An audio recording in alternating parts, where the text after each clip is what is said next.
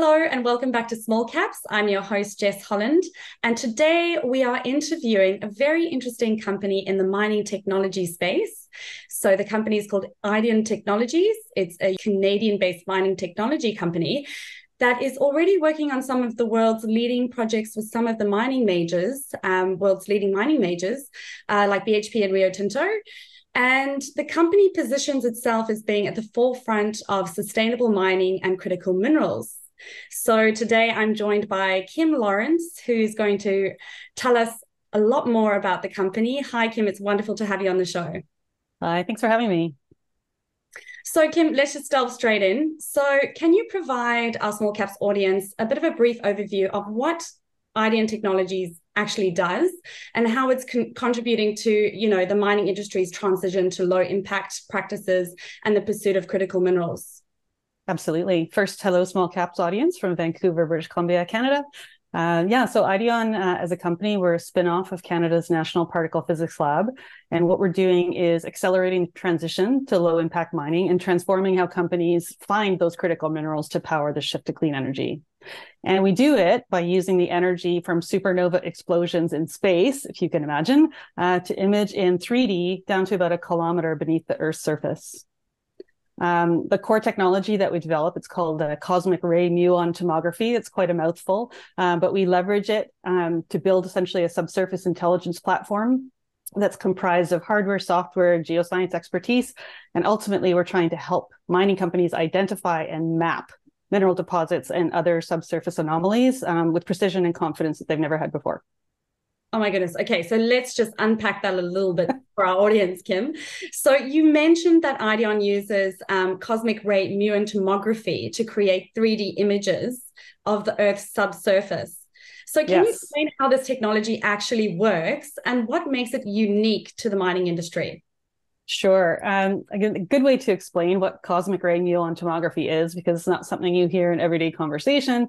We often use the medical imaging analogy to explain it. So everybody's been to a hospital and you know that X-rays and CAT scans use an energy source, in that case, radiation, to image non-invasively inside the body.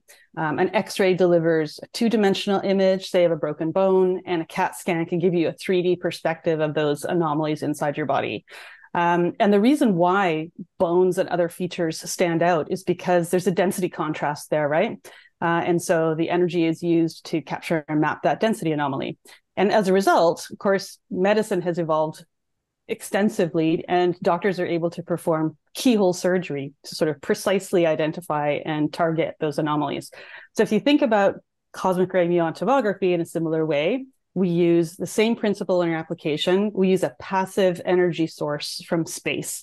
So cosmic ray muon is our energy source, and essentially we use it in the subsurface to map millions of cubic meters of earth in the same way, but at a larger scale that you would do in a medical space, and features such as mineral deposits, voids, any kind of sort of subsurface density anomaly stands out really well because we're able to map the density.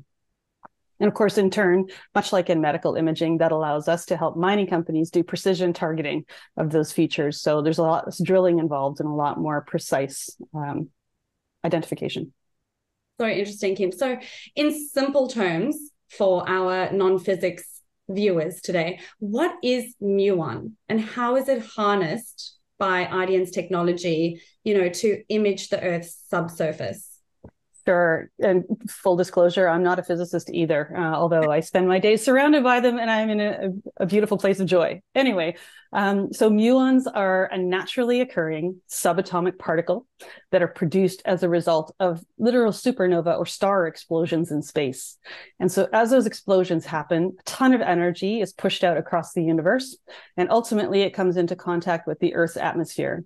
And in that situation, there's essentially a subatomic particle shower that's created. Muons are one of those particles. There's others like neutrinos, like prions. You may have heard of those. But we've chosen the muon because it has really specific characteristics. It's kind of like a heavy electron. And what muons do that's interesting is they travel in straight lines, almost at the speed of light, directly towards the Earth, and they penetrate into the Earth quite deeply. And as they penetrate through the earth, they lose energy progressively as they pass through the earth, and at an accelerated rate if they're passing through higher density material. So muons are everywhere. A muon passes through your head probably once every second. And honestly, like, they exist for about 2.2 microseconds before they decay. But if you ever watch sort of the theory of relativity and sort of the idea of time dilation, it expands their lifespan so they can be detected and we can capture them beneath the Earth's surface. Kim, you may not be a physicist, but you definitely sound like one in how you explain that. Now, Ideon is, targeting the critical, mineral space. So it almost sounds like a climate tech story, and could you elaborate from that perspective on how Ideon's work impacts or could potentially impact the world's global supply chain of critical minerals? Yeah, absolutely. I mean, I think everybody who's watching this is fully aware that the world is at a key inflection point in our transition to clean energy. We've got super high demand for critical minerals and metals to facilitate that transition.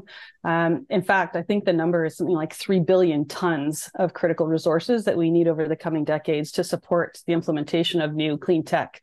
And so if we have, I guess, any hope in heck as humanity of meeting our climate change goals, and we're not doing a great job so far, I would say, the mining industry is under tremendous pressure, right, to deliver more resources in a more reliable, more sustainable manner, more quickly and more cost effectively.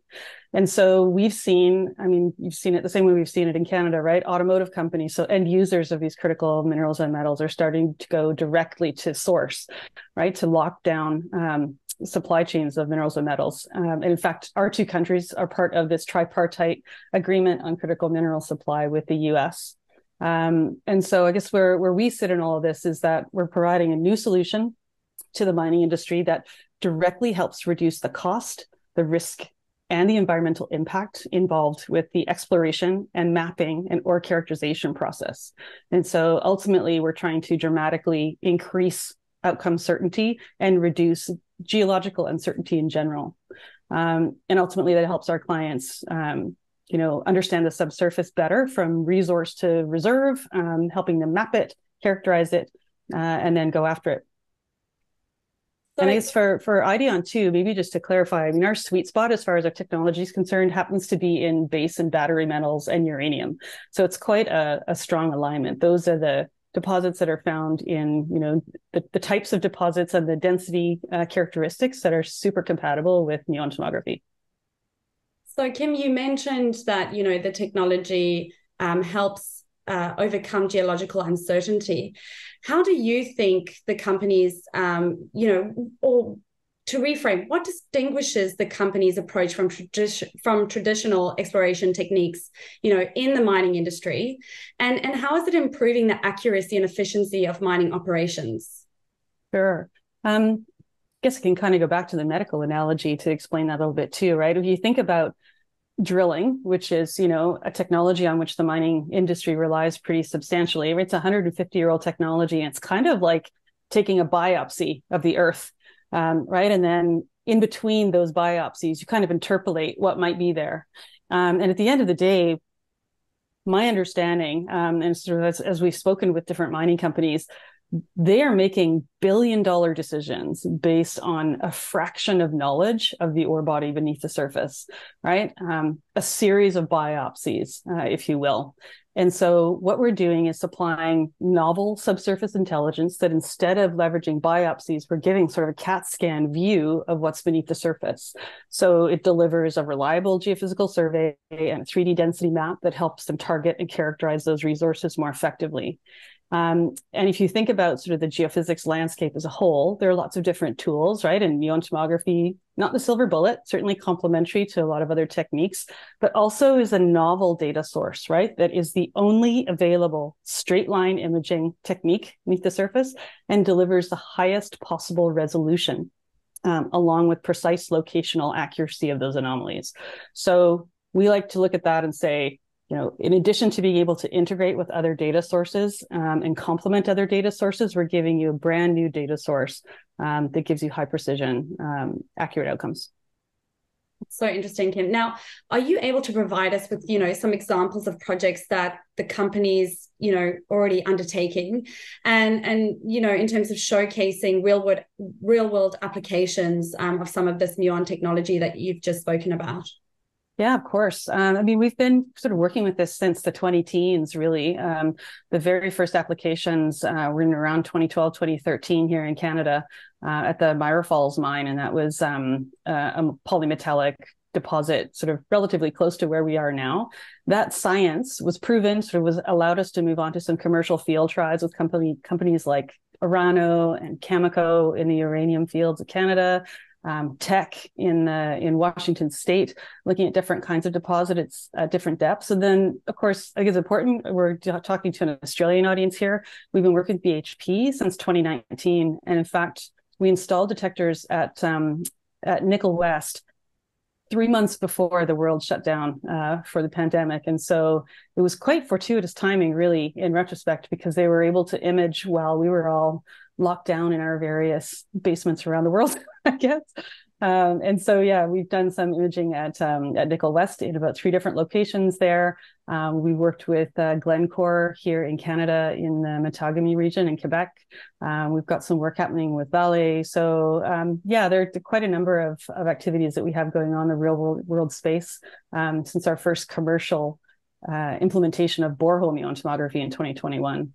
And randomly, it also includes a stint on a reality television show called The Curse of Oak Island, where we're doing subsurface mapping of vaults and tunnels in connection with a treasure hunting scheme off the coast of Nova Scotia in Canada. So a bit of a detour, but also a great platform to talk about the tech. Oh my goodness. So the curse of which island? It's called Oak Island, and it's just off Nova Scotia on the eastern coast of Canada. And it has a 300-year-old history of pirates and, rebels hiding gold and Knights Templar and, you name it. It's the History Channel's most popular reality television show, if you can believe it, with an audience of about 4 million people. Many geologists, we've discovered. That is unreal. So this technology is actually can kind of expand across different sectors and applications, not just in mining tech. It's so interesting. Yeah, So, I mean, that was very early. What's that? Modern day treasure hunting. Modern day treasure hunting. And our focus obviously is on mining. We think we can have, incredible impact in that space to help the world move forward. And so this is a bit of a distraction, but also a good one that gives us access to a lot of folks who are making decisions in the mining industry, interestingly. Yeah, so interesting. Now, speaking of impact, how do you think that Ideon's technology sort of aligns with the environmental, social governance, or ESG, if you will, principles? Mm-hmm. And what benefits does the technology offer in terms of waste management, air and water quality, biodiversity, those sorts of things? We've spoken about the efficiency side on the mining side, but what does it contribute in terms of, ESG? Yeah, absolutely. I mean, first of all, we're talking about a passive imaging technique. So there's absolutely, we're essentially putting our detectors beneath the earth and gathering natural energy.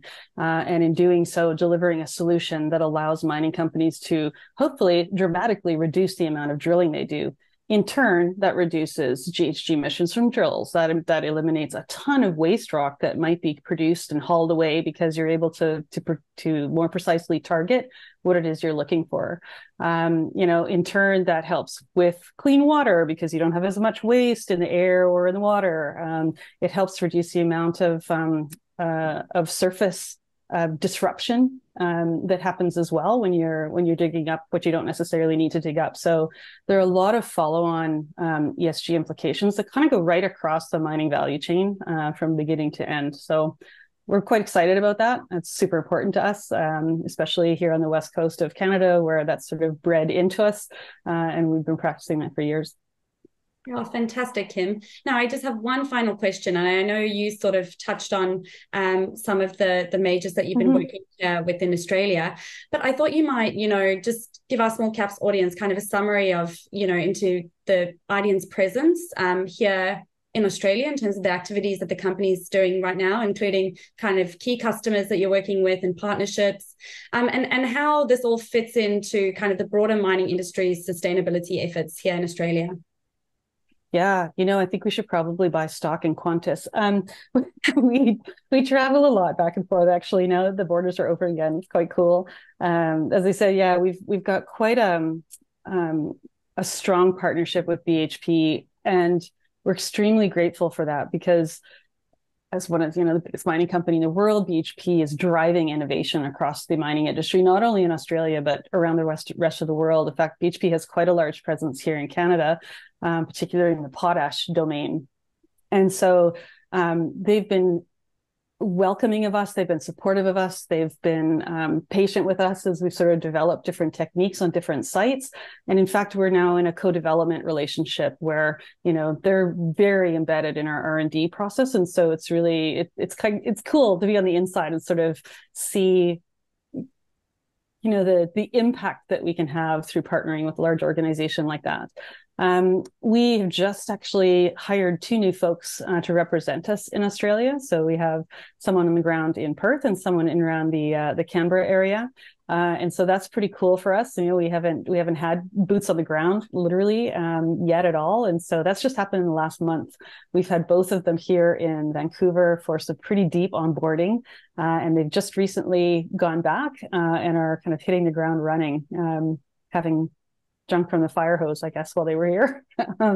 But yeah, we do have an active working relationship with Rio Tinto. We've worked with a number of different mining companies across Australia on potential survey designs. And so, early days, but certainly we have a lot of excitement about the potential there. That is amazing, Kim. And, I think it's worth mentioning to our small caps audience also that, Ideon Technologies is a private company. And, you have an amazing customer base. And, this is not so much about, seeking investment, but it's more about hitting the ground in Australia, building brand awareness. There are obviously some listed competitors on the ASX, but Ideon Technologies is, quite unique in, as you've just discussed, in how it uses muon technology. So, yeah. Yeah, I would say, we are private, we are Canadian based. Everything we do is manufactured here.